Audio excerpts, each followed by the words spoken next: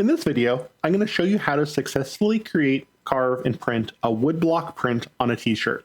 I'll also discuss the sad fate of almost every shirt that I printed in this project. So let's get to it.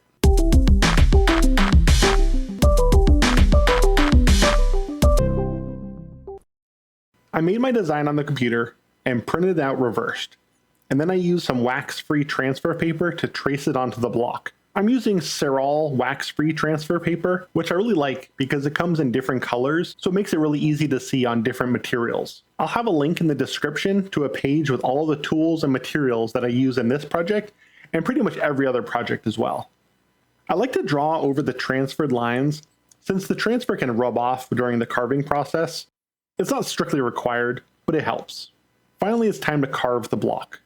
I'm using a combination of my woodblock carving tools from Japan and my Dockyard micro tools for the tiny details. If you're looking for a really good supplier of wood carving tools, make sure to check out McLean's Printmaking. They have beginner all the way to the highest quality tools, and they're not sponsoring this or anything. I've just used them for a decade and I just love their tools. Once I'm done carving, I decide to cut off the excess wood with a jigsaw. It makes it less likely that I get ink on the block and accidentally transfer it to the shirt. It also gives me more room to position shirt sleeves when I'm doing the printing. I chose Speedball fabric ink for this project. It's really easy to use, and as I'm currently wearing a 4-year-old shirt that's printed with this ink, it holds up really well. To ink it up, I'm using a scrap piece of wood to support my Takash sprayer so it doesn't dip in between the letters too much.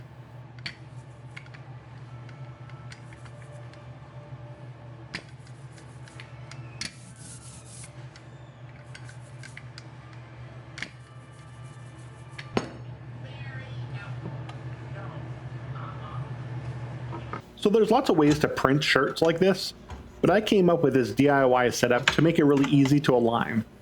I used a 3D printed cap on an aluminum channel and then a clamp at the end, and I modified a screen printer's t-shirt platen to fit onto it.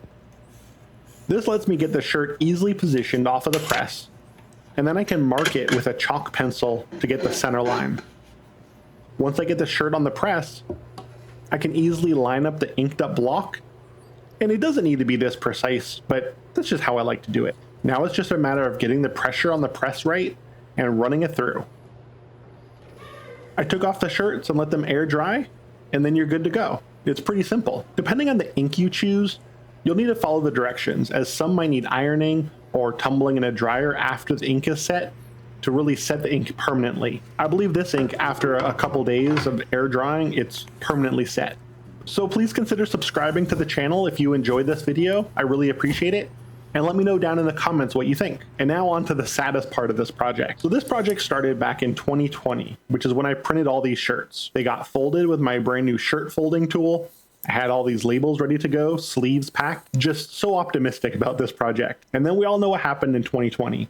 And then I also had a new baby. So these shirts sat stacked nicely on the studio shelf for 8 months. Unfortunately, I left my studio lights on during this time. Now I have no idea what kind of bulbs are in this light, but in those 8 months, all the fabric that was exposed directly to the light simply faded away, ruining almost all of them. The ink held up though, so silver linings. So let me know if I should do a reprint of these shirts in the comments, but it's just a lesson learned. So I'll see you in the next project.